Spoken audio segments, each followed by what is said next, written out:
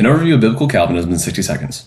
The Bible is a book of two-sided paradoxical truths. A few examples include God's justice and God's mercy, Christ being fully human and fully God, the Scripture being authored by both man and God, and many more. By design, these truths appear contradictory on the surface, forcing us to humble ourselves before God's wisdom and acknowledge our lack of understanding that we might be taught by Him. Individually, these truths are rather simple, but to understand and apply them together requires a Spirit of the living God. Those who are unwilling to admit their lack of understanding before God are forced to hold fast to one truth at the expense of the other, so that they can fit God's truth inside their own little box. This is why, by design, a failure to hold fast to both truths with equal zeal leads to heresy. To preach Christ's humanity apart from His divinity is just as heretical as it is to preach His divinity apart from His humanity. To preach God's perfect justice apart from His forgiveness is just as heretical as to preach God's forgiveness apart from His perfect justice. And so when it comes to the paradox of God's determination of all things and human free will and responsibility, it is no different. Both truths must be preached and understood with equal zeal, lest the wisdom of God be twisted into heresy.